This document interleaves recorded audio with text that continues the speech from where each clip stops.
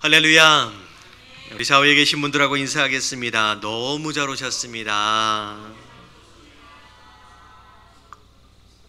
네, 감사합니다. 자, 우리 지난 주서부터 우리 민수기를 함께 보고 있습니다. 자, 오늘 말씀은 지난주 12일 날 금요일 날 말씀서부터 자, 민수기 1장 47절서부터 우리가 살펴보도록 하겠습니다. 자, 민수기 1장 47절 48절까지만 우리 같이 한번 읽어볼게요. 다 같이 시작.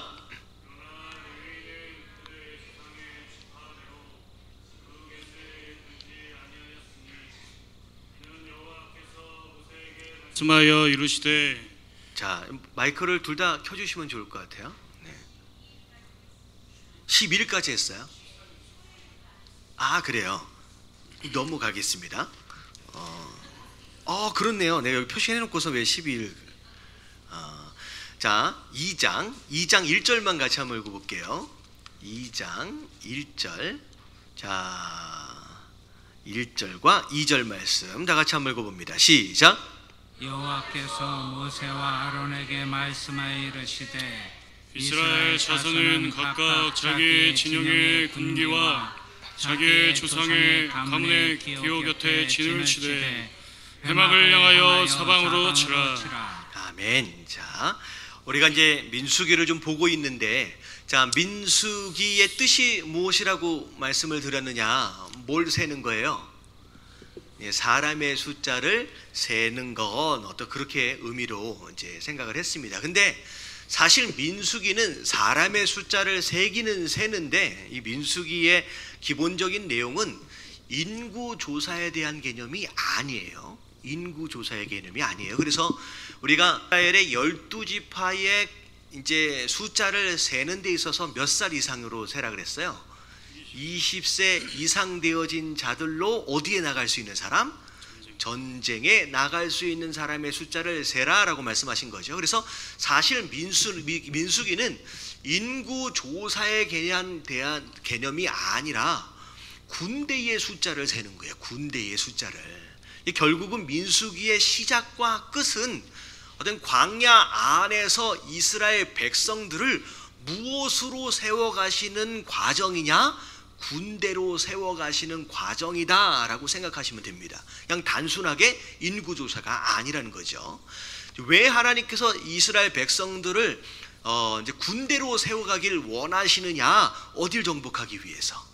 그들을 위해서 준비하신 가나안을 정복하고 그 가나안을 온전히 누리도록 하기 위해서 군대로 세워가는 작업이 바로 민수기의 광야에서의 과정이다라고 생각하시면 되겠습니다.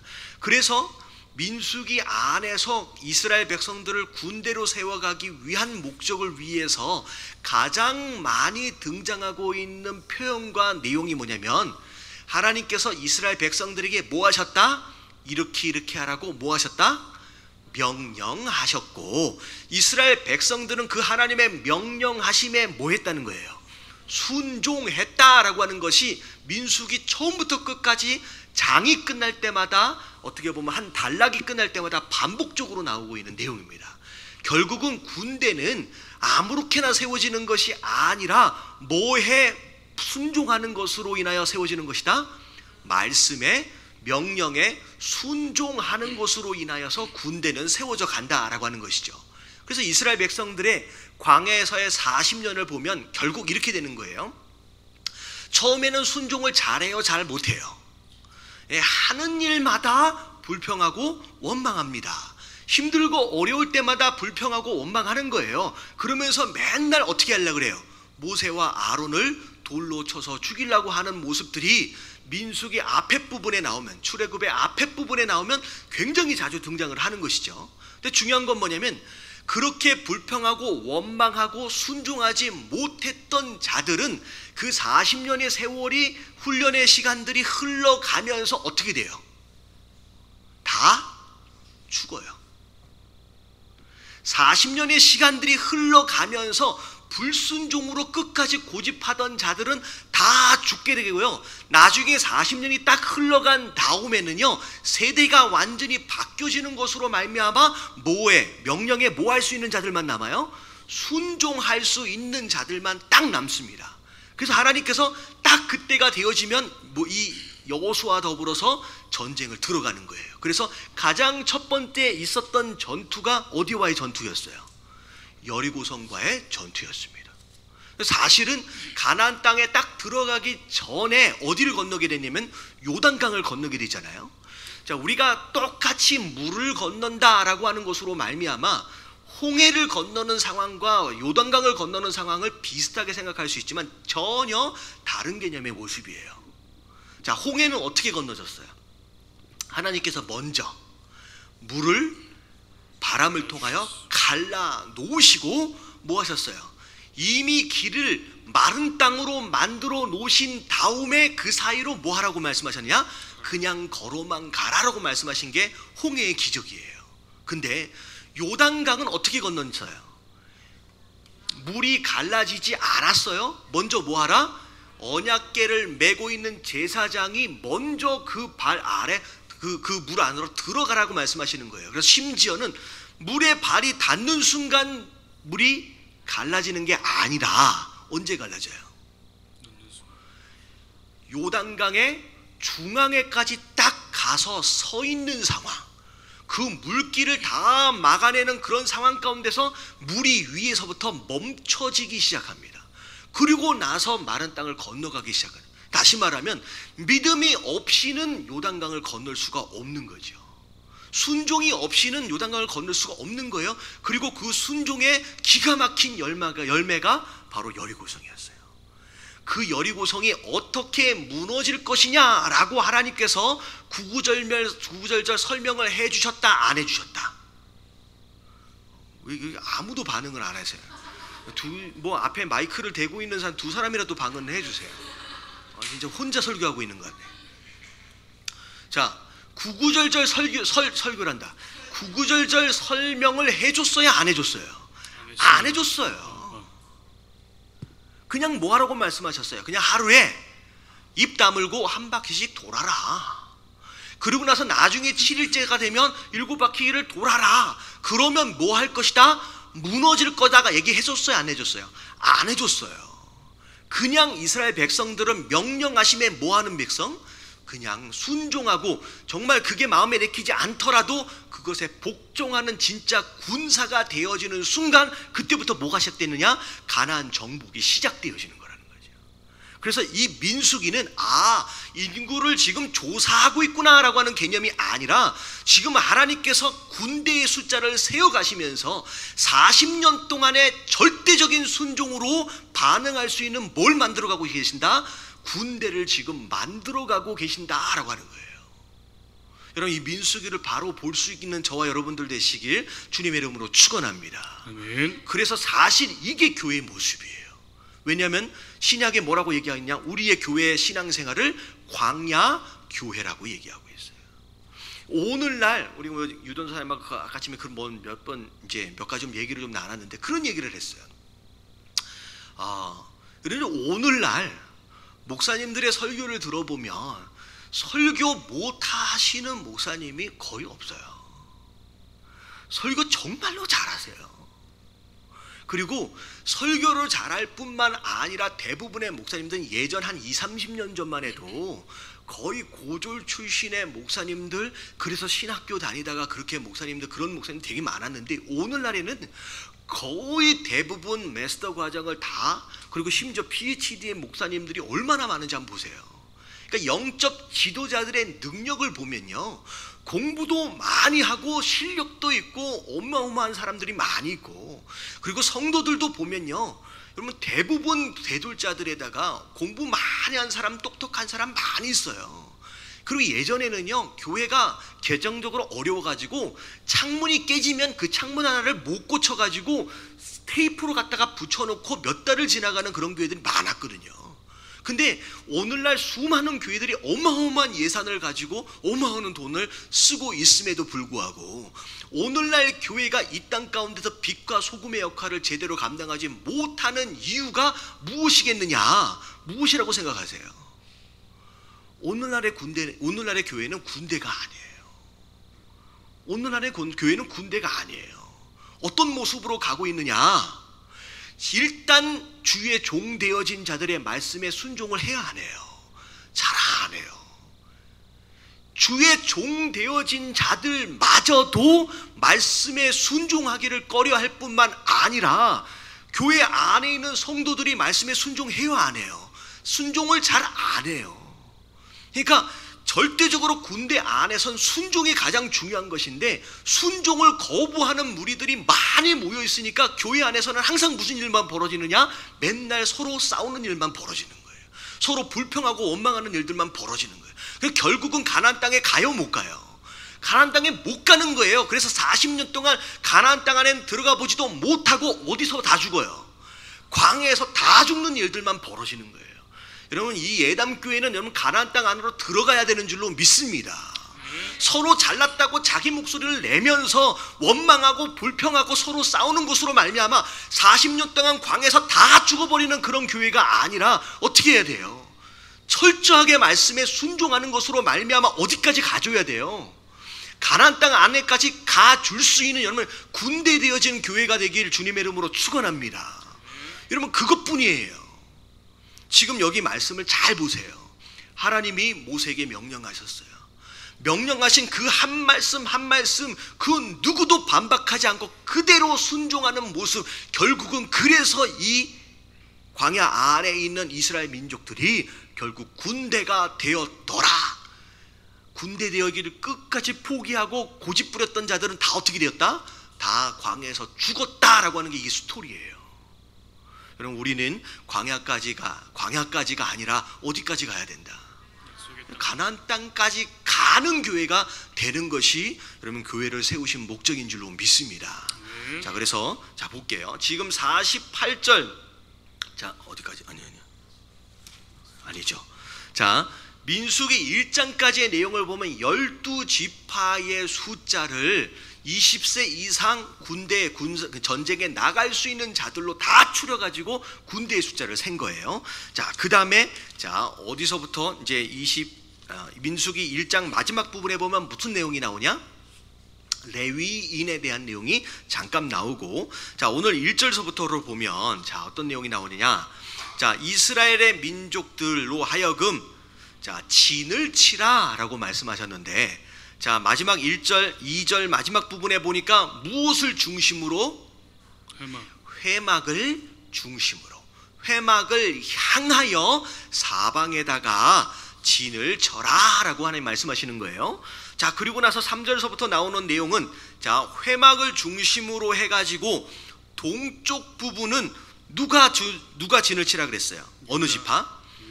유다 지파, 이사갈 지파, 스불론 지파, 세 지파로 하여금 이 회막의 동쪽에다가 진을 치라고 말씀하셨는데, 자, 이 세 지파가 함께 진을 치고 있음에도 불구하고 누가 대장이에요? 잘 보세요. 자, 9절. 누가 대장이에요? 이 세 지파의 대장이 누구예요? 유다 진영에 속한 군대라고 해서 이 세 지파의 군대의 숫자가 다 합쳐지게 됩니다.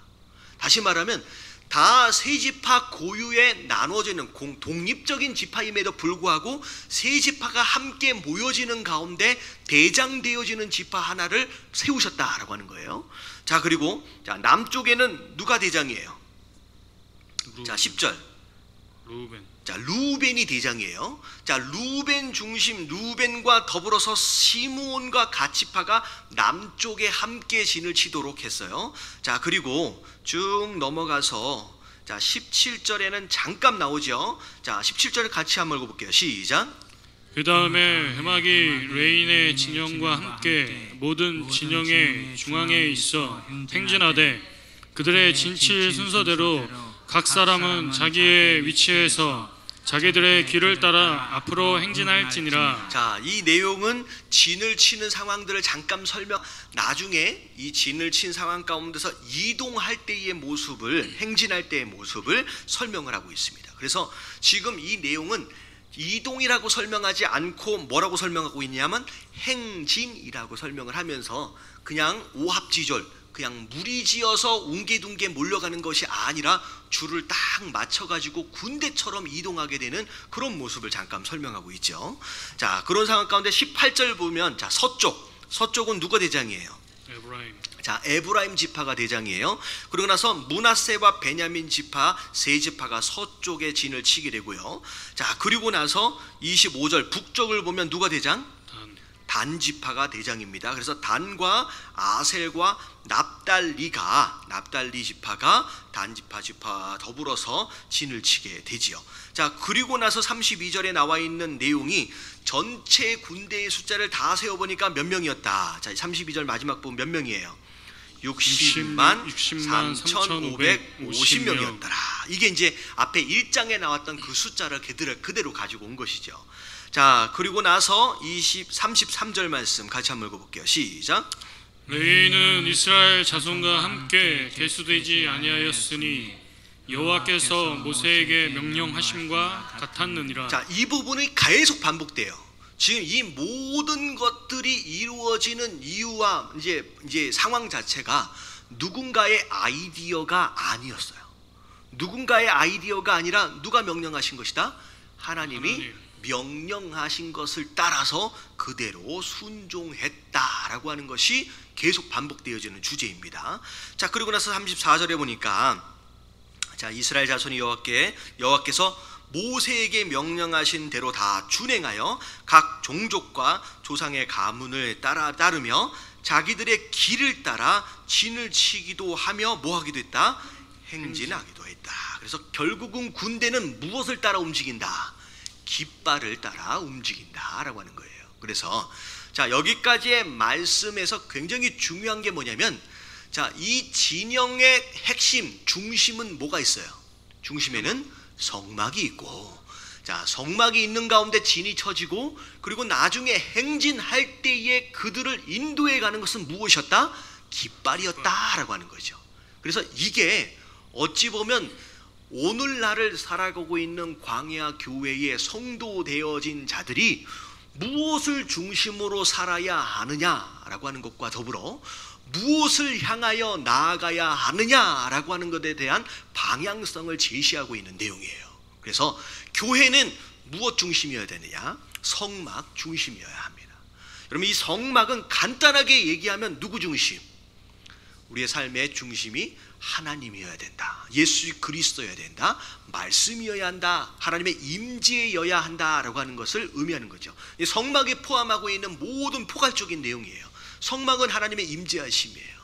성막은 하나님과의 만남이에요. 성막은 예배 중심이다라는 뜻이고, 성막은 곧 교회 중심이다. 성막은 곧 말씀 중심이다. 성막은 곧 하나님 중심이다라고 하는 것을 의미하는 거예요. 그래서 우리 성도 되어진 자들의 삶의 중심 안에는 하나님 중심, 교회 중심, 예배 중심이 있어야 한다라고 하는 것을 의미하는 거예요. 여러분, 마음 가운데, 마음의 중심 가운데 이런 말씀이 기준이고 하나님이 중심인 그런 삶을 사시게 되길 주님의 이름으로 축원합니다. 아멘. 그리고 자, 뭘 따라 움직이는 거예요? 내 마음대로 내가 생각할 때는 가나안이 적입니다 라고 생각을 따라 움직이는 것이 아니라 깃발을 따라 움직이는 거예요. 근데 그 깃발은 누가 들고 있어요? 동서남북 정해준 지파가, 한 지파가 들고 있는 거예요. 대장들을 하나씩 말씀해 줬잖아요. 누구였어요? 유다하고 루벤하고 또 누구 있었죠? 에브라임하고 단하고. 그러니까 이런 거죠. 같은 지파인데 왜 니네가 대장이냐, 왜 니네가 깃발을 들고 있느냐라고 불평해요, 안 해요? 못하는 거예요. 하나님이 정해주신 거예요. 네가 대장이다. 그러니까 그때부터 다른 지파도 불평 없이 그 지파가 그 대장이 들고 있는 그 깃발을 따라 움직이게 되어지는 이 모습들, 여러분, 이게 순종의 모습이고 군대의 모습이다라고 하는 것이죠. 우리도 마찬가지예요. 우리가 뭘 따라 움직이느냐, 하나님의 깃발이 지금 어디 있느냐라고 하는 것을 확인하는 가운데 그 깃발이 움직여지는 것을 향하여 나아갈 수 있는 것, 여러분 이게 교회의 모습이고 성도의 모습이다라고 하는 것, 여러분 깨달아지시길 주님의 이름으로 축원합니다. 자, 그 다음에 3절로 넘어올게요. 자, 1절과 2절, 1절만 같이 한번 읽어봅니다. 시작. 여호와께서 시내산에서 모세와 말씀하실 때에 아론과 모세가 낳은 자는 이러하니라. 자, 지금 12지파 군대가 되어 전쟁에 나가야 할 사람들의 숫자도 다 셌고 진영도 다 배치를 했어요. 행진할 때 어떻게 해야 한다라고 하는 것까지도 다 말씀해 주셨고, 그리고 앞에 1장 마지막 부분에 보면 레위지파가 어디에 있어야 한다라고 하는 것도 간단하게 설명하는 가운데, 자 3장 앞에 부분에 보니까 누구에 대해서 나왔느냐, 모세와 아론의 집안 가문에 대해서 잠깐 설명을 하는 거죠. 자, 모세, 자 볼게요. 아론의 아들들의 이름은 이러하니 몇 명이 있어요?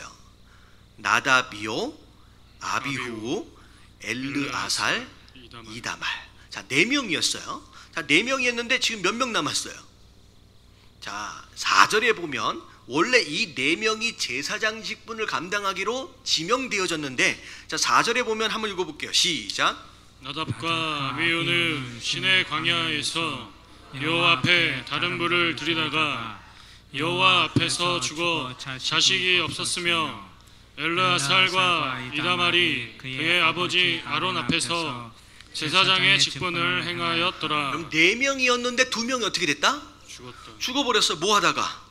다른 불. 하나님께서 정해주신 제물에 사용되어야 할 불의 종류가 있어요. 아무 불이나 쓸 수 있는 게 아니었는데 자기 마음대로 제사를 드리다가 누가 직접 심판하세요?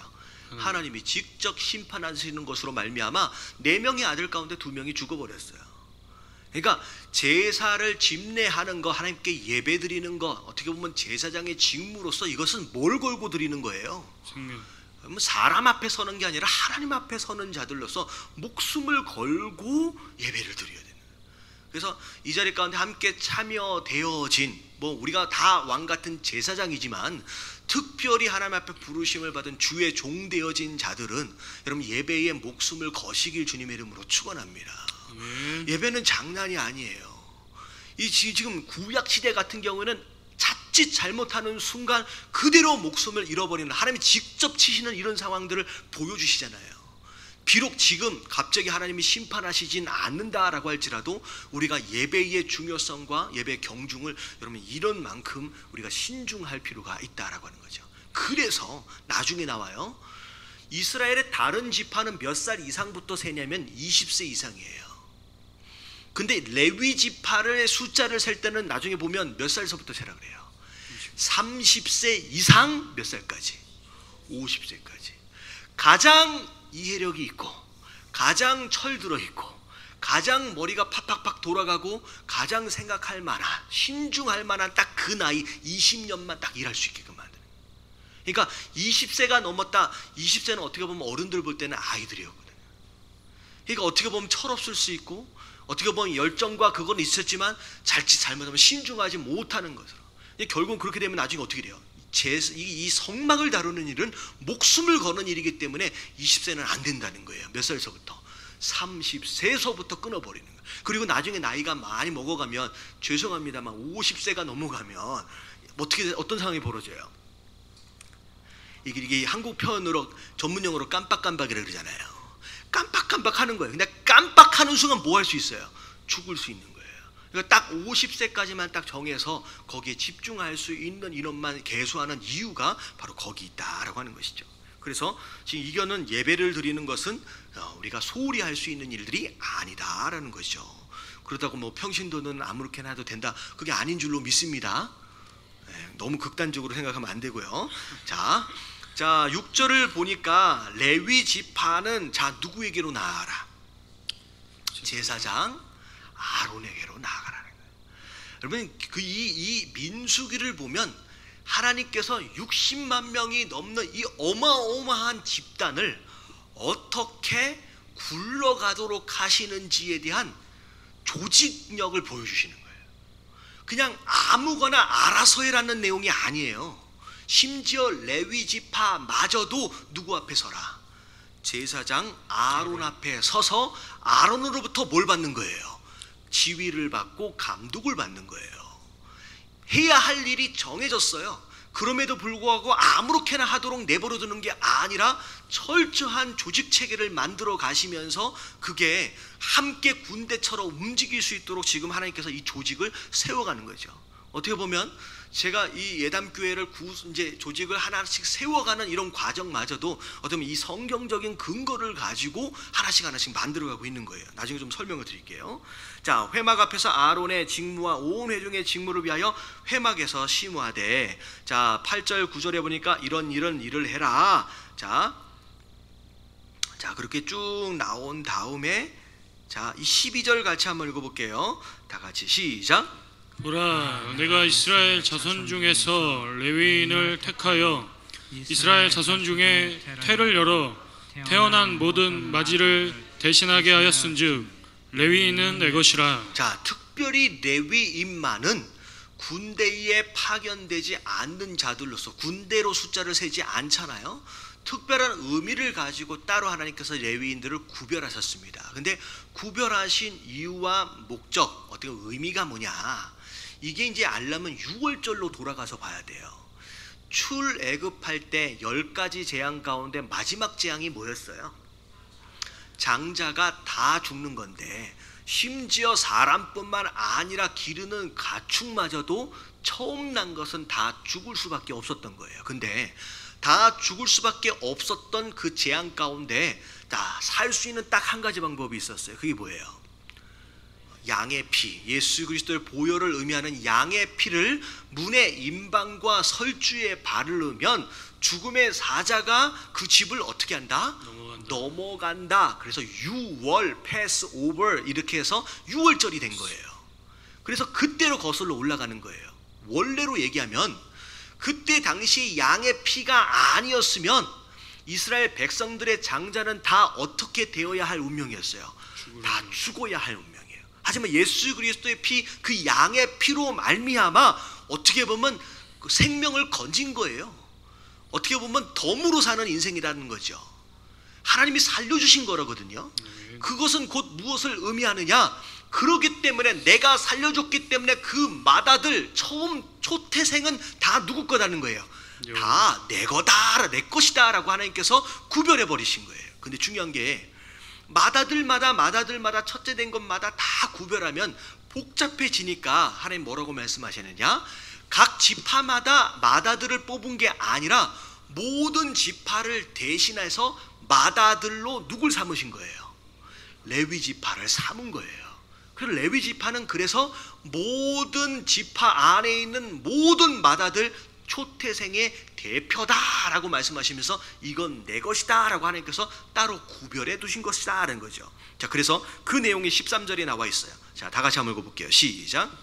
처음 태어난 자는 다 내 것임은 내가 애굽 땅에서 그 처음 태어난 자를 다 죽이던 날에 이스라엘의 처음 태어난 자는 사람이나 짐승을 다 거룩하게 구별하였음이니 그들은 내 것이 될 것임이니라.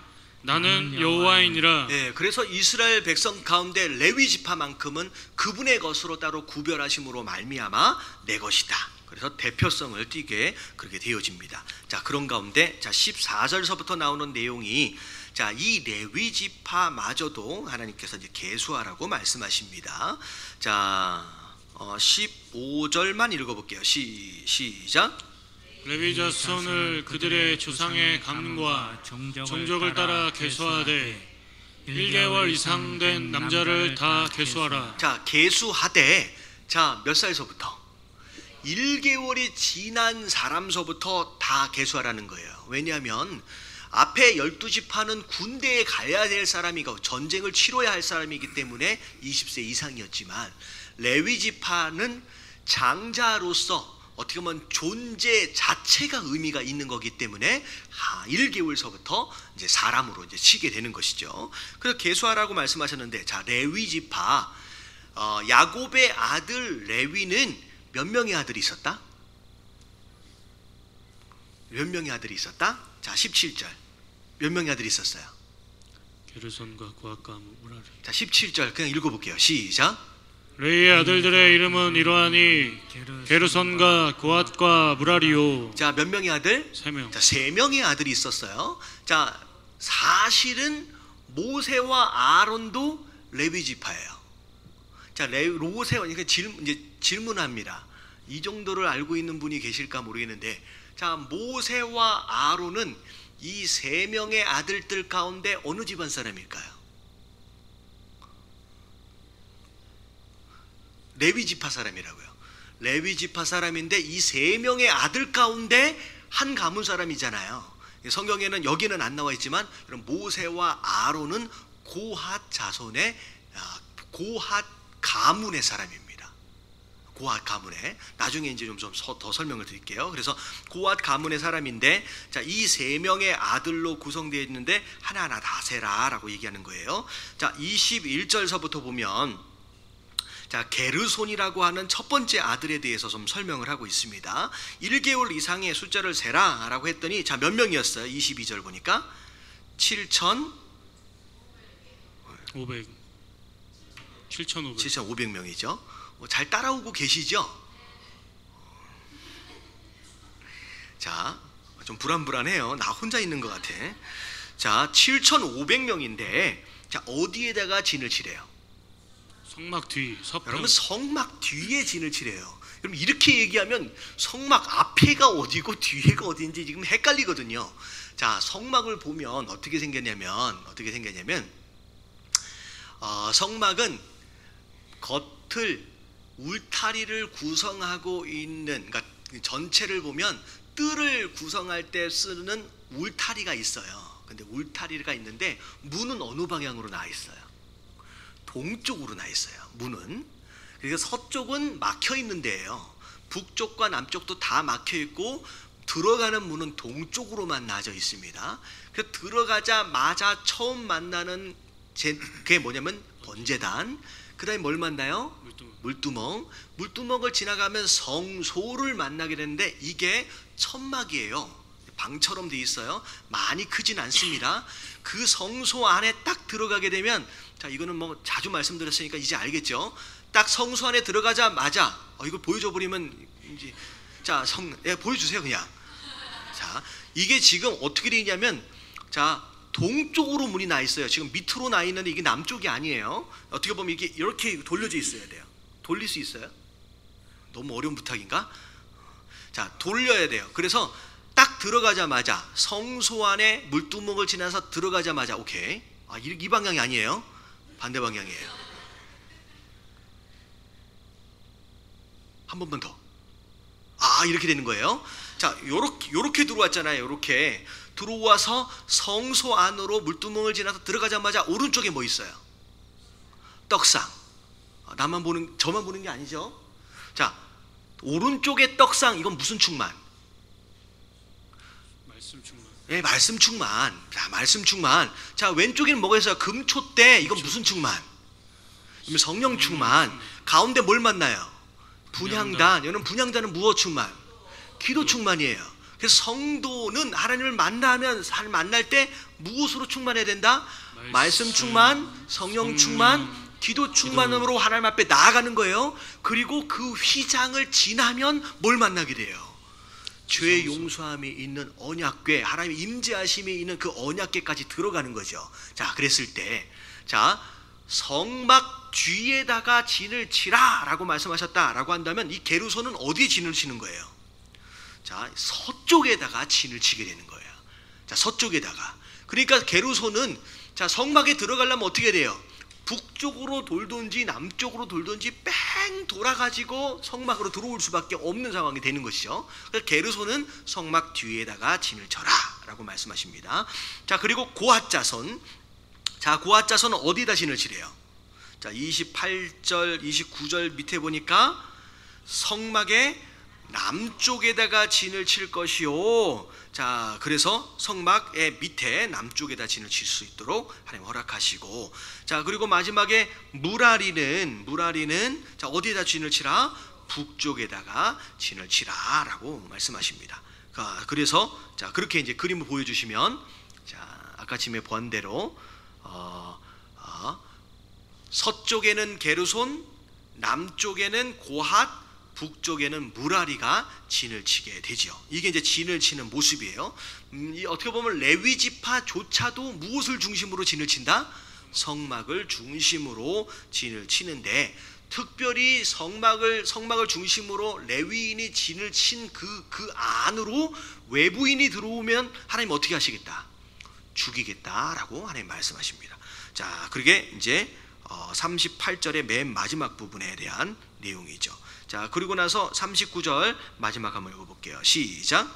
모세와 아론이 여호와의 명령을 따라 레위인을 각 종족대로 계수한즉 1개월 이상 된 남자는 모두 22,000명이었더라. 자, 그래서 22,000명의 숫자가 계수되어지면서 이제 장소와 직무들이 이제 정해지게 되는 거죠. 그래서 여기까지의 내용이 뭐냐면, 자, 내가 어디에 서야 할지에 대한 것 누가 정해주세요? 하나님이 정해주세요. 그러니까 내가 지켜야 할 자리, 하나님이 정해주신 자리가 있어요. 그리고 나중에 또 설명이 되어지지만 각 족속마다, 각 가문마다 해야 할 직무조차도 하나님께서 정해주십니다. 정해주신 자리와 정해주신 직무, 직분을 소중하게 여기고 그 자리를 지켜내고 그 일을 감당하는 것, 그 일에 충성을 다하는 것 굉장히 중요한 것이다 라고 하는 것이죠. 그래서 성막이 관리되어지고 예배가 드려지는 이 모든 것은 어떻게 보면 내 생각과 내 의지와는 어떻게 보면 상관이 없이 그저 하나님이 정해주시고 하나님 명령하신 것에 대하여 순종하고 끝까지 자리를 지키고 끝까지 그 일에 책임을 다하는 자들, 결국 그곳으로 말미암아 이 성막이 아름답게 세워질 수 있다라고 하는 것이죠. 그래서 이게 결국은 교회의 모습이에요. 교회의 모습. 교회가 더 건강하고 견고하게 세워지려면 성도 되어진 자들이 주신 재능과 은사를 따라 내가 어디에 서 있어야 되는지를 알아야 돼요? 몰라야 돼요? 알아야 돼요. 내가 그 자리에 서 있는 것으로 말미암아, 그리고 서 있는 그 자리에서 내가 감당해야 할 직무에 충성을 다하는 것으로 말미암아 교회는 더 견고해질 수 있고 더 건강해질 수 있다라고 하는 것이요. 내가 지금 어디에 서 있어야 할지에 대하여서도 모르고 내가 어떤 일을 해야 할지도 모르는 상황 가운데 분주해지기만 한다라고 한다면 교회는 더 힘들어질 수밖에 없다라고 하는 것이죠. 그래서 이런 이제 자리와 직무를 정해주시는 그 하나님의 모습, 거기에 순종하고 있는 이스라엘의 모습, 이게 이제 우리가 본받아야 할 교회의 모습이다라는 거죠. 자, 그런 가운데 40절 같이 한번 읽어봅니다. 다 같이 시작. 여호와께서 또 모세에게 이르시되 이스라엘 자손의 처음 태어난 남자를 1개월 이상으로 다 계수하여 그 명수를 기록하라. 자, 이게 왜 계수를 하라고 말씀하시냐? 이스라엘의 모든 장자는 누구 것이다 그랬어요? 하나님 것이다. 근데 그 장자 대신에 이 레위 지파를 대신 장자 삼겠다라고 말씀하셨잖아요. 그렇기 때문에 이 장자를 대신할 레위 지파가 몇 명이었어요? 1개월 이상 22,000명이었어요. 그러면 모든 장자에 다 숫자를 세라는 거예요. 한 사람 한 사람을 다 계수해 가지고 이 장자와 이 레위 지파의 숫자가 딱 맞아 떨어져야 된다는 거예요. 자, 계수해서 다 세라라고 말씀하셨는데, 자, 43절 계수해서 셌더니 몇 명이 됐어요? 한번 읽어볼게요. 시작. 22,273명. 자, 22,273명. 자, 어떻게 이렇게 숫자가 비슷한지, 몇 명이 더 많아요? 3명. 장자의 숫자가 273명이 더 많은 거예요. 근데 2만 명이라고 하는 숫자로 볼 때는 별것이 아닌 숫자처럼 보이거든요. 거의 맞아떨어진 거예요. 근데 하나님이 대충 맞아떨어졌으니까 자, 이걸로 퉁치자라고 말씀하신 게 아니라 어떻게 알아요? 그 247명에 대한 생명의 대가로 뭘 지불하라? 자, 46절 뭘 지불하라? 마지막에 속전을 지불하라는 거예요. 다시 말하면 대충 얼버무려서 적당히 구원받은 인생이 있다 없다? 없다라는 거예요. 한 생명 한 생명 다 대가를 지불하고야만 어떻게 될 수 있어요? 구원을 받는 거예요. 그러니까 273명이면 별 숫자가 아니니까 대충 퉁치고 지나갈 수 있지만 하나님 그렇지 않다는 거예요. 273명을 다 세서 그 273명에 해당되어지는 사람의 숫자만큼의 속전을 다 내라는 거예요. 그 얼마를 내래요? 5세겔. 얼마를 내래요? 5세겔을 내래요. 여러분 이 5세겔이 한 세겔이 노동자가 4일 동안 일했을 때 얻어지는 품삯이래요. 여러분 이걸 일반적으로 계산하면 한 30만 원 정도라고 생각하시면 돼요. 그러면 30만 원 곱하기 5 하면 얼마예요? 150만 원이에요. 그러니까 한 사람당 150만 원에 해당되어지는 정도의 속전을 다 지불해야 그래야 정리가 끝나는 거죠. 근데 결국은 이 내용은 뭐냐면 우리 인생이 누구랑 옆에 덩달아 같이 붙어 있다가 구원받는 인생이 있어요 없어요? 없어요. 내 아내가 믿음이 좋으니까 내 아내 신마라자락만 잡고 있으면 어쩌다가 내가 구원받겠지. 여러분 이런 개념이 없다라는 거죠. 하나님은 우리 인생 한 사람 한 사람을 개별적으로 보고 계세요. 그리고 모든 자를 위해서 그것에 대한 대가를 다 지불하셨다라고 하는 거예요. 우리가 그렇게 구원받은 그런 인생인 줄로 믿습니다. 아멘. 그래서 우리가 하나님의 소유가 되어진 거다라고 하는 거죠. 어떻게 보면 이 당시는 그 속전을 그들 스스로 지불했지만 여러분 사실 이 속전은 누가 대신 지불해 주신 거예요? 예수 그리스도께서 십자가 위에서 다 지불해 주셨기 때문에 우리가 그것을 그 사실을 믿는 것으로 말미암아 우리가 구원을 받게 되었다라고 하는 거예요. 우리가 한 사람 한 사람 어떻게 구원을 받는지 다시 한번 돌아볼 수 있는 저와 여러분들 되시길 주님의 이름으로 축원합니다. 아멘. 자, 민수기 4장으로 넘어옵니다. 자, 1절과 2절 말씀 같이 한번 읽어볼게요. 다 같이. 자, 3절까지 읽어볼게요. 자, 다 같이 시작. 또 여호와께서 모세와 아론에게 말씀하여 이르시되 레위 자손 중에서 고핫 자손을 그들의 종족과 조상의 가문에 따라 집계할지니 곧 30세 이상으로 50세까지 회막의 일을 하기 위하여 그 역사에 참가할 만한 모든 자를 계수하라. 자, 첫 번째 고핫 자손서부터 계수를 하기 시작하는데 계수할 때의 기준이 있어요. 몇 살부터 몇 살까지? 30세부터 50세까지. 가장 총명하고 판단력이 가장 좋을 때. 왜냐하면 잘못하다가는 뭐한다? 죽어요. 이 특별히 레위인이 하고 있는 일들은요, 자칫하면 죽을 수 있는 일이기 때문에 신중할 수 있는 딱 그 나이에 딱 하나님께서 정해주신 거예요. 근데 숫자를 세는데, 자, 그 다음부터 이제 해야 할 일을 이야기를 하고 있습니다. 4절서부터 나오는 내용이 뭐냐면 고핫 자손이 해야 할 일이 뭐냐면 지성물에 대한 이야기를 하는 거예요. 지성물, 그것에 대한 일이라고 말씀하시는데 사실 5절부터의 내용은 고핫 자손이 해야 할 일에 대한 내용이 아니라 누가 해야 할 일을 계속 설명하고 있느냐? 제사장이 해야 할 일에 대해서 설명하고 있어요. 자, 5절을 보면 맨 처음에 증거궤가 있어요. 증거궤. 진영이 전진할 때, 진영이 행진하면서 움직일 때는 자, 맨 처음에 그 성막 안으로 누가 들어가래요? 아론과 그의 아들들이 들어가래요. 다시 말하면 비록 성물을 관리하고 있는, 담당하고 있는 고핫 자손이라고 할지라도 성소 안에는 누구만 들어간다? 아론의 두 아들, 아론과 더불어 두 아들만 들어가는 거예요. 그러니까 다시 말하면 그 안에 몇 명만 들어가요? 지금 3명밖에 못 들어가는 거예요.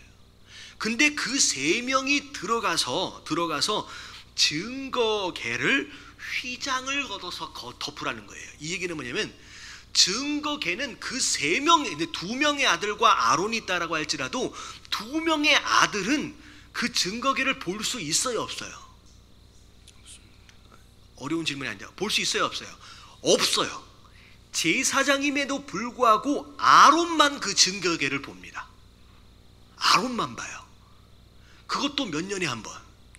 1년의 대속죄일 딱 그 하루만 아론만 그 안에 있는 그 언약궤를 보는 거예요. 그래서 어떻게 하냐면 이 3명이 들어가서 이제 행진을 하기 위해서 포장을 해야 되는데 어떻게 포장하냐면 증거궤를 가리고 있는 휘장에 고리를 딱 끊어가지고 그대로 덮어버리는 거예요.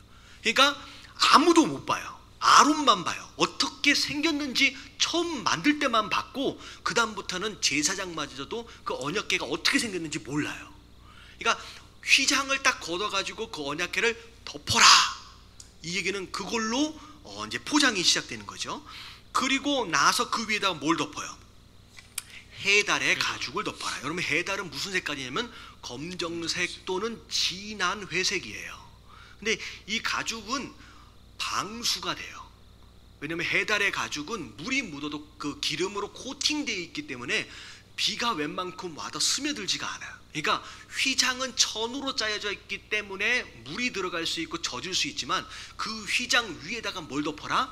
해달의 가죽을 덮음으로 말미암아 비가 와도 스며들지 않도록 만든 거죠. 그 다음에 순청색 보자기를 덮어라. 이런 순청색은 하늘을 의미하고 하늘 보좌를 의미하는 거예요. 그래서 이 3겹으로 다 포장을 하는 거예요. 자, 그리고 나서 나중에 진설병상도 3겹으로 포장을 하고요. 쭉 나오게 되면 진설병상은 청색 보자기 그리고 포장을 하고 쭉 내려가서 진설병상은 어떻게 하냐면 청색 보자기를 먼저 펴서 그 위에다가 놔요. 그리고 나서 대접채를 그 다음에 숟가락이나 주발들을 놓는데 그 위에다가 뭘 놨냐면 진설하는 떡을 그대로 올려놓습니다. 다시 말하면 이동하는 과정 안에서도 진설병상 안에는 항상 뭐가 진설되어 있어야 돼요? 떡이 진설되어 있어야 돼요. 포장되어 있는 상태에서. 이건 뭘 의미하느냐? 우리가 어딜 가든지 뭘 하든지 뭘 떠나면 안 돼요. 말씀을 떠나면 안 된다는 거예요. 말씀을 떠나면. 근데 나중에 보면 등잔대를 포장할 때는 이게 바람이 불기 때문에 불을 켜놓고서는 이동할 수가 없잖아요. 그래서 등잔대는 어쩔 수 없이 불을 끈 상태에서 이제 포장을 하게 됩니다. 그리고 나서 금제단, 이거는 기도예요. 기도. 그 제단까지도 다 포장을 하고, 자, 모든 기구는 누가 다 포장해요? 누가 다 포장해요? 비록 고핫 자손이 어떻게 보면 지성물에 대하여 담당을 하고 있지만 모든 포장은 누가 다 한다? 이 3명의 제사장이 다 포장하는 거예요. 그러니까 이동한다라고 한다면 누구만 죽어나요? 그러니까 아론과 2 아들은 밤새 포장해야 되는 거야. 그리고 고핫 자손은 뭐만 하면 돼요? 이미 장대로 꿰어진 상태에서 어깨에다가 매면 되는 거예요. 근데 나중에 보면요, 고핫 자손이 몇 명이에요? 앞에 나왔나? 잠깐만요. 뒤 잠깐만요. 나중에 나와요. 고핫 자손이 2750명이야. 그러니까 이미 다 꿰어놓은 거 어깨에다가 매기만 하면 되는데 과연 맬 수 있는 성물이 몇 개나 되겠어요? 대봤자 20개 이상 안 되거든요. 아무리 많이 쳐도. 근데 그걸 몇 명이 메고 다녀요? 2750명이 메고 다녀야 되는 거예요. 그러니까 되게 신기한 거예요. 어떻게 보면 제사장이 생각할 때 쟤네들은 하는 일이 있어 보여요? 없어 보여요? 하는 일도 하나도 없는 것 같아요. 어떻게 보면 고핫 자손은 성물을 관리하는데 솔직히 고핫 자손은 언약궤가 어떻게 생겼는지도 모르고요, 향단이 어떻게 생겼는지도 몰라요. 왜? 누구만 들어가요? 성소 안에 제사장만 들어가잖아요. 본 적도 없어요. 그냥 본 적도 없는 성물을 그냥 이동할 때마다 뭐 하고 다녀요? 어깨에다 메고 다녀요. 중요한 게 뭐냐면 우리가 교회 안에서도 어떤 일들을 할 때 내가 더 많은 일을 하는 것 같고 쟤네는 맨날 쉬는 것 같고 비교하면 된다 안 된다? 안 된다는 거예요. 그럼 맡겨주신 것에 그냥 순종하는 것이 여러분 우리의 모습인 줄로 믿습니다. 제사장이 고핫 자손한테 야 너는 하는 일도 없다라고 얘기하지 않는 거예요. 그게 누가 맡겨주신 일이기 때문에, 하나님 맡겨주신 일이기 때문에 내가 더 많이 일을 하든 누가 덜 일을 하든 상관이 없는 거예요. 그냥 그대로 순종하는 것이 여러분 우리의 모습이어야 된 줄로 믿습니다. 자, 그런 가운데 자 자, 15절 말씀 같이 한번 읽어봅니다. 시작.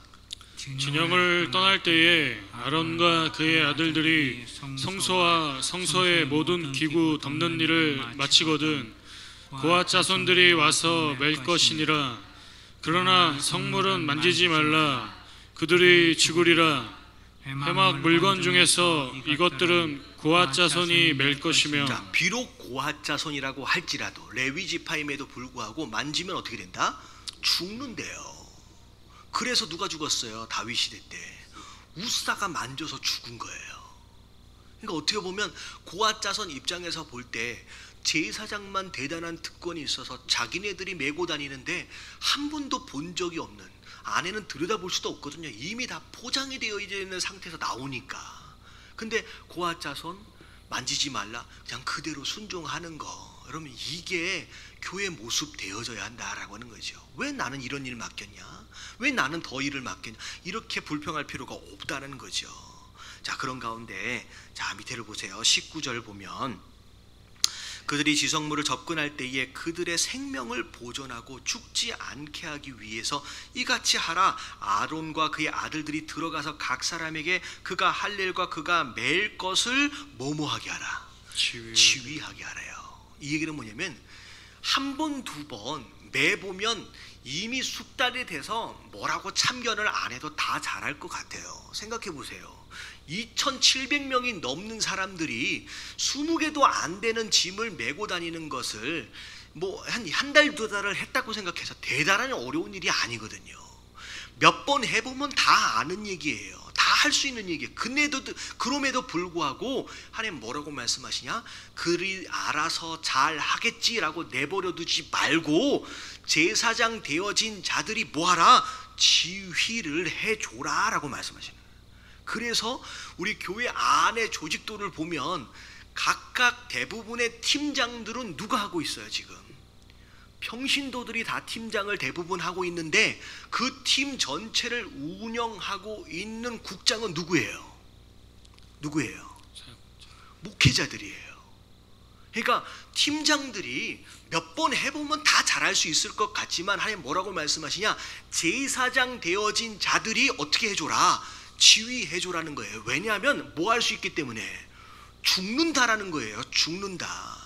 여러분, 이 죽는다라고 하는 개념은 목숨이 죽는다라고 하는 게 아니라 여러분 교회 안에서 어디에서 시험 들어요? 여러분 일하다 시험 드는 거예요. 내 맘대로 다 하다 보면 시험 드는 거예요. 결국은 교회 안에서 일하다 시험 들면 결국 교회 떠나게 되면서 나중에 어떻게 돼요? 결국 뭐가 죽어요? 내 영이 죽는 거예요.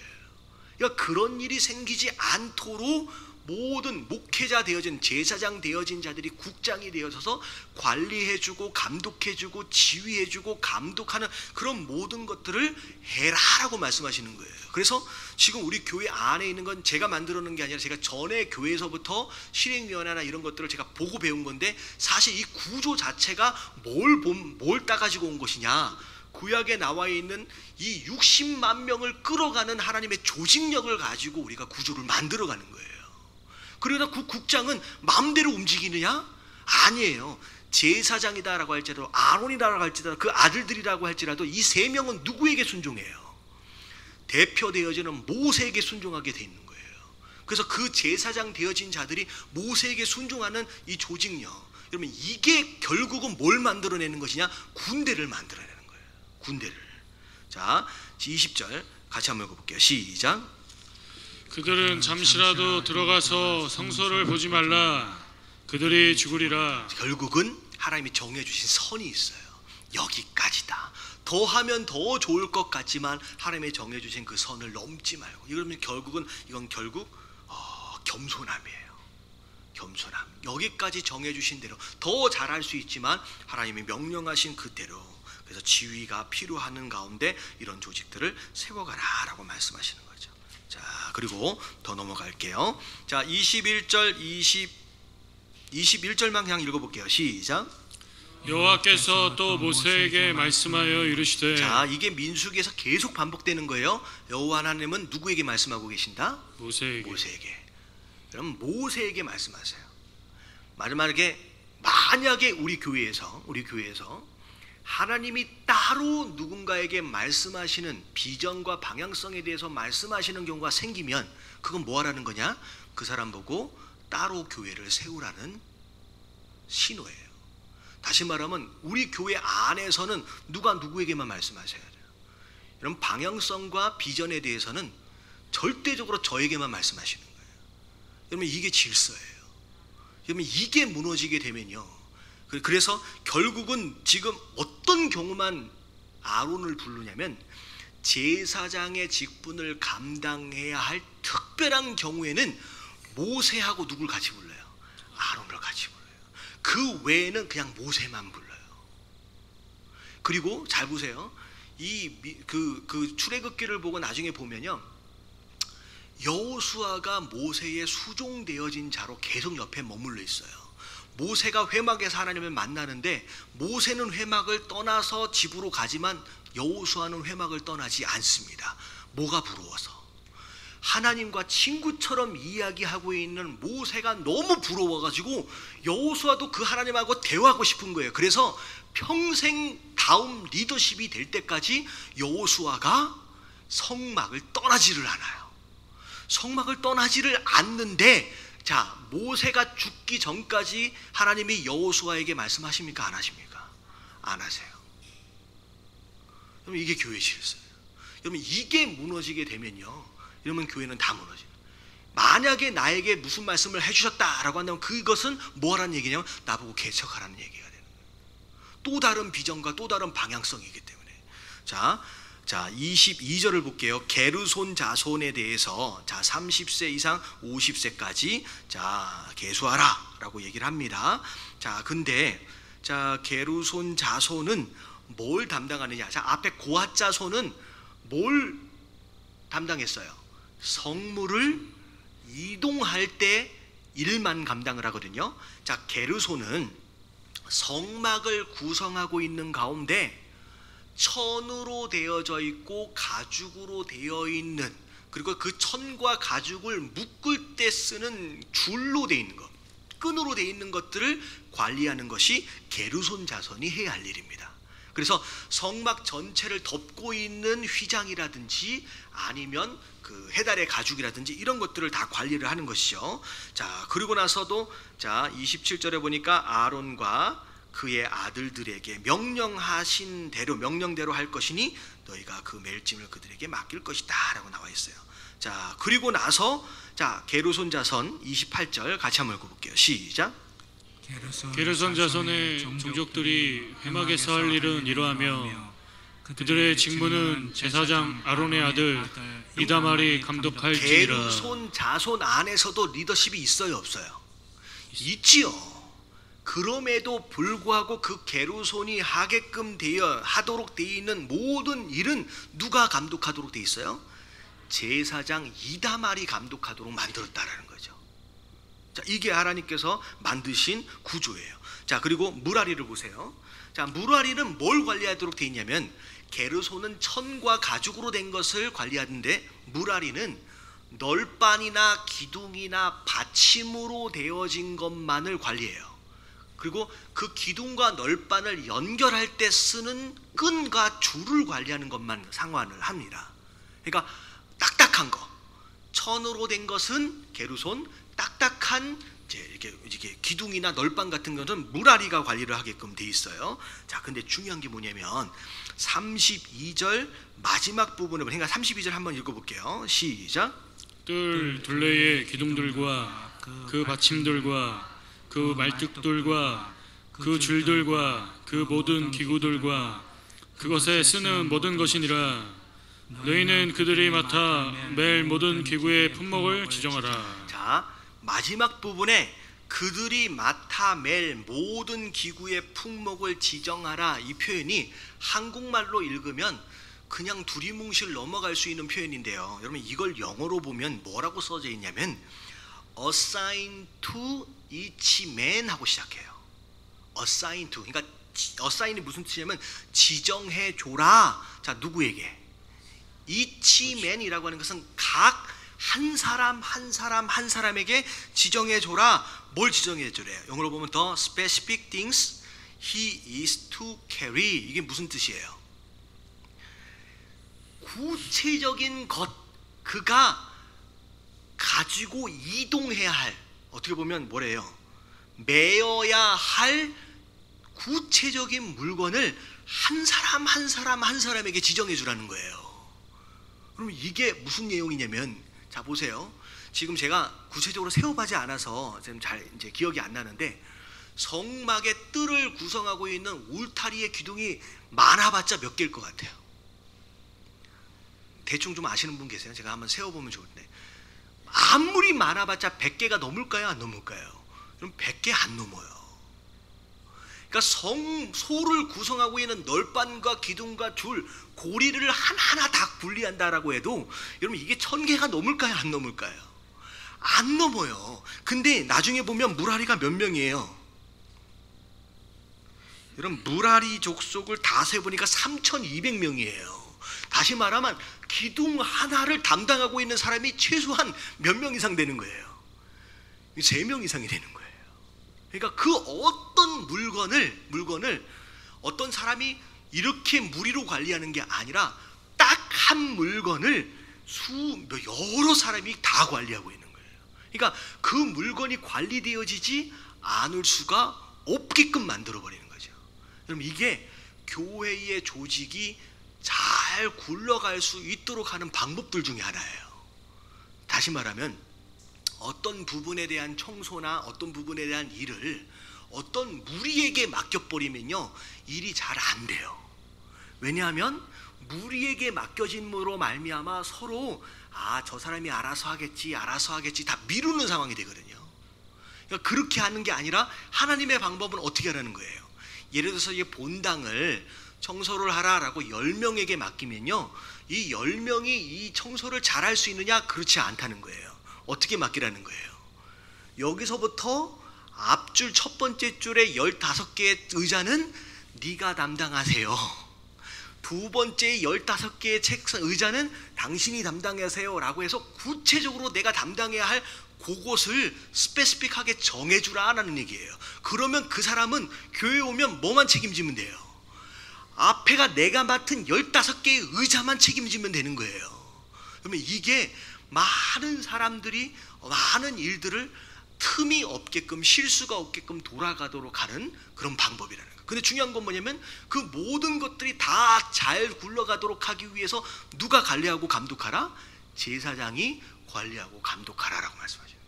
그래서 혹시 우리 팀장 되어지시고 리더 되어지신 분들은 여러분 일을 함께 할 때 어떻게 하는 게 제일 잘 되어지는 일이냐면 무리에게 맡기면 안 돼요. 누구에게 맡겨야 해요? 지정을 해주시는 거예요. 집사님은 오늘 여기만 어떻게 좀 맡아주세요. 집사님 오늘 여기만 맡아주세요 라고 한 사람 한 사람 지정을 해주면 그 사람은 뭐만 책임지면 돼요? 내가 맡은 그것만 책임지면 돼요.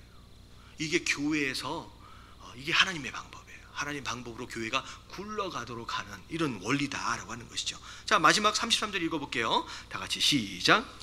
이는 제사장 아론의 아들 이다말의 수하에 있을 무라리 자손의 족속들이 그 모든 직무대로 회막에서 행할 일이니라. 네, 이다말은 무라리 족속이 아니잖아요. 제사장이거든요. 제사장이 이 모든 것들을 관리하고 감독하라. 결국은 이 무라리는 누구에게만 순종하면 돼요? 제사장. 네, 제사장 이다말에만 순종하면 되는 거예요. 그리고 이다말은 누구에만 순종하면 돼요? 아론에가 순종하면 되고, 아론은 누구에만 순종하면 돼요? 모세가 순종. 근데 모세는 누구에게만 순종하면 돼요? 하나님께만 순종하면 돼요. 여러분 이 원리를 따라 이스라엘 백성들이 군대가 되어지는데, 나중에 보면 여호수아가 리더십을 이어받을 때에 굉장히 드라마틱한 장면이 있어요. 어떻게 보면 여호수아는 모세의 수종이었는데 어마어마한 기적과 이적을 일으키며 다녔던 모세. 근데 이 모세를 대신할 수 있는 여호수아, 내가 과연 그 일을 감당할 수 있을까? 그리고 백성들이 과연 나를 리더십으로 인정해 줄까? 굉장히 어려운 난관에 처해 있는데, 그때 리더십이 딱 전환되어지는 그 구절이 어떻게 되어 있냐면 이렇게 되어 있어요.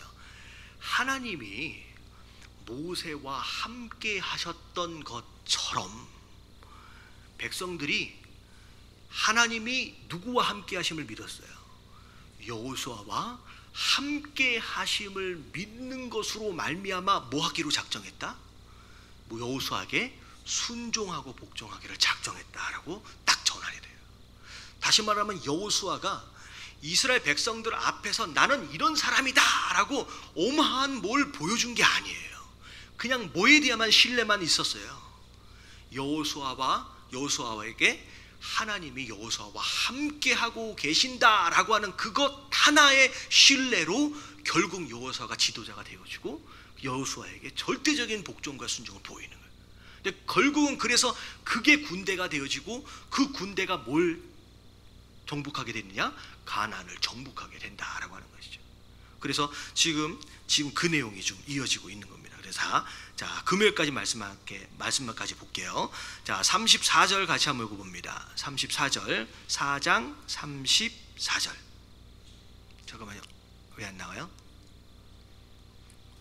4장 34절 다 같이 한번 읽어봅니다. 시작.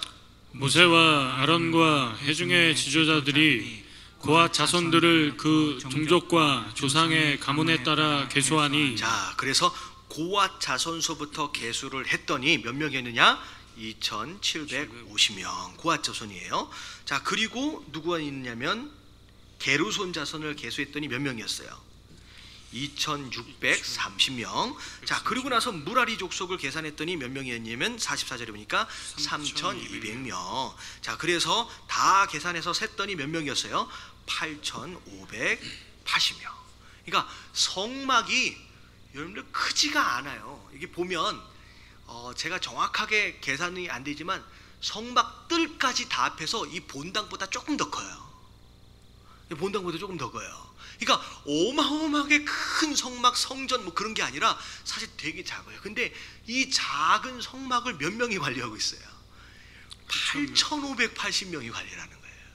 그러니까 어떻게 보면 이동할 때 보면 제 느낌이 한 50발자국 가고서 사람이 교대하고 50발자국 가고 사람이 교대하고, 그렇지 않으면 어떻게 보면 이동할 때 단 한 번도 평생 어깨에 한 번도 매보지 못하는 사람도 있을 것 같은 그런 생각이 들 정도로, 그러니까 어마어마한 일들이, 인원들이 소요되어지는 가운데 그 일을 감당하는. 근데 이것을 보면, 자, 군대에 전쟁하러 나가는 12지파의 사람들이 보면 속이 어떨 것 같아요? 제사장들이 뭐 하고 있는 것 같아요? 제사장들하고 이 레위 지파는 맨날 놀고 있는 것 같은 거예요. 맨날. 특별히 고앗 자손은 평소에 아무것도 안 해요. 진짜. 자기네들은 이 12지파는 맨날 전쟁터에 나가요. 전쟁터에 나가면 다치기도 하고 죽기도 하거든요. 어쩔 수 없이. 근데 가서 그렇게 죽자 사자 싸고 왔는데 이 레위 지파는 맨날 집에서 뭐 하고 있다? 맨날 놀고 있어요. 맨날 놀고 있는 것 같아.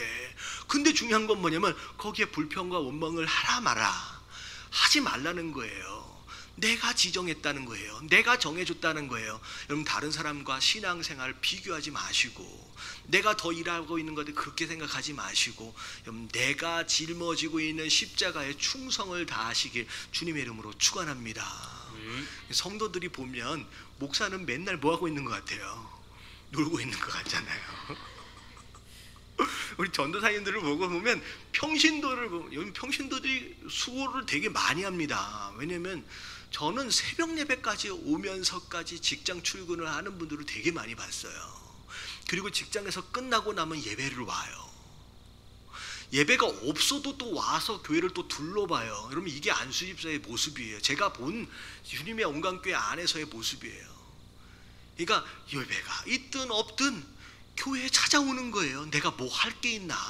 아무것도 할 게 없으면 뭐라도 해요. 그냥 백큐미라 그러는데 우리 뭐라 그러죠? 진공 청소기라도 들고서 한바탕 돌고 들어가요. 저는 그런 모습을 보면서 목회자들이 좀 전에 어떤 교회 전에 우리 교회에서 낮에 점심을 먹고 나면 목회자들이 모여서 좀 뭘 했냐면 탁구를 좀 쳤어요. 이게 이제 건강을 위해서 이제 친목 도모를 위해서 이제 탁구를 치는데, 꼭 점심 때 그 시간이 되면 성도들이 기도하려고 또 와. 그러면 성도들이 생각할 때 목사는 맨날 교회 와서 뭐 하고 있는 것 같아요? 맨날 탁구만 치는 것 같은 거야.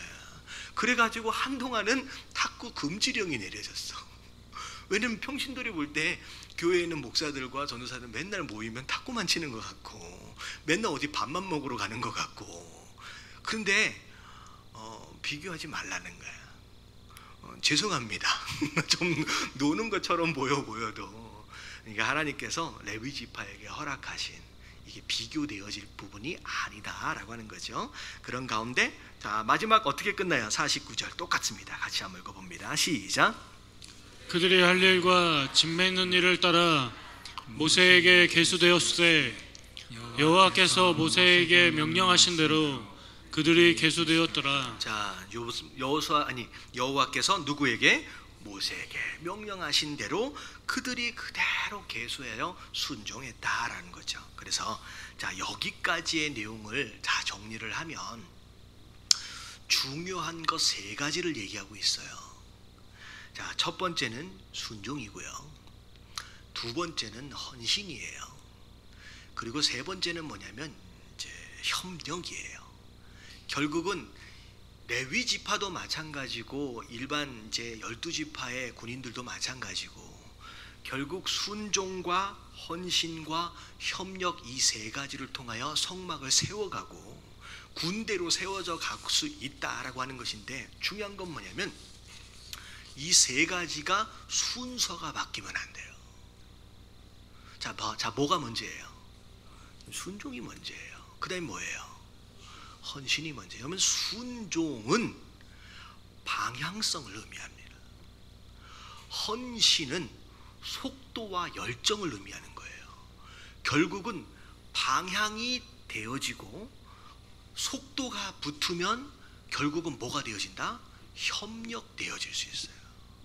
다시 말하면 방향이 순종이 없는 헌신은 어떻게 돼요? 오히려 그것이 그 열정과 그 열심이 그 속도가 오히려 전체의 연합을 망가뜨려 버려요. 왜냐하면 같은 방향이 아니기 때문이다라는 거죠. 그러면 이 안에서도 이야기하는 게 뭐냐면 절대적인 순종이에요. 방향을 한 방향으로 가라는 거예요. 한 방향으로 가라는 거예요. 아무리 똑똑한 사람이 많다라고 할지라도 각기 제 방향을 이야기하고 있다라고 한다면 절대 연합되어질 수가 없다라고 하는 거예요. 그래서 하나님이 모세에게만 말씀하죠. 같은 한 방향으로 가라라고 하는 거죠. 그 한 방향 안에서 함께 헌신되어져 있을 때 그때 무슨 일이 벌어지면 연합이 일어난다라고 하는 것이죠. 그래서 그 이스라엘 백성들 결국은 군대가 되어져서 순종과 헌신과 연합이 되어짐으로 군대가 되어지고 그 군대가 결국은 가나안 땅을 정복하고 가나안 땅을 누리게 되어지는 것처럼 여러분 예담 교회도 이 질서를 바로 세워가는 것으로 말미암아 진짜 가나안을 누릴 수 있는 저와 여러분들 되어지시길 주님의 이름으로 축원합니다. 많은 교회들이 이게 정리가 안 되기 때문에 맨날 어디서 싸우고 있느냐? 광야 위에서만 싸우고 있는 거예요. 결국 광야 위에서 40년 동안 싸우다가 다 어떻게 돼요? 결국은 다 죽었어요. 결국 가나안 땅 들어가 보지도 못하고 다 거기서 죽는다는 거죠. 결국은 이 땅 안에서 왜 우리 교회가 세상으로부터 손가락질을 받고 왜 지탄을 받느냐? 결국 우리 또한 광야에서 뭐 하고 있기 때문에 서로 싸우다가 다 죽어가고 있기 때문에 결국은 세상으로부터 손가락질만 받는 거예요. 만약에 우리가 진짜 말씀에 순종하는 주의 종 그리고 그 말씀에 순종하는 백성들, 성도들 그래서 우리가 가나안 땅을 정복하여 들어가서 그 가나안 땅을 누리는 모습을 세상이 본다라고 한다면 우리를 향하여 손가락질 못하는 거예요. 왜 세상이 우리를 향하여 손가락질해요? 니네들도 똑같이 가나안 땅을 경험해 보지 못했다라는 거예요. 가나안 땅에 들어가 보지 못했다는 거예요. 니네들끼리 싸우고 앉아있지 않느냐라고 하는 그 얘기뿐이라는 거죠. 여러분 우리 예담교회 여러분 다른 교회랑 비교하지 마세요. 내가 어떤 교회를 갔었는데 우리 교회는 그랬었는데 여러분 그러려면 그런 그 교회에 계셔야죠. 왜 하나님께서 저를 통하여서 이 예담교회를 세우도록 명령하셨느냐? 왜 미국 땅에서 이 한국 땅까지 들어오도록 하셨느냐? 그래서 이 교회를 왜 세우도록 하셨느냐? 이 예담교회만이 해야 할 일이 있고 예담교회만이 만들어가야 할 하나님 나라가 있기 때문이다 라고 하는 거예요. 여러분 비교하지 말라는 거예요. 여러분 말씀대로 말씀에 순종함으로 말미암아 교회다운 교회, 그래서 가나안 땅을 누려볼 수 있는, 그래서 세상 사람들이 볼 때 야 나도 저 가나안을 한 번 정도 나도 누려보고 싶다라고 하는 그 생각에 우리가 굳이 말하지 않아도 전도되어지고 선교되어지는 여러분 그런 교회 되어지시길 주님의 이름으로 축원합니다. 여러분 거기에 참여하는 거예요. 우리가 거기에 참여하는 거예요. 여러분 이게 오늘 민수기를 통하여 우리에게 허락하시는 교회론이에요. 교회론. 여러분 이것을 깨달을 수 있는 저와 여러분들 되시길 주님의 이름으로 축원합니다.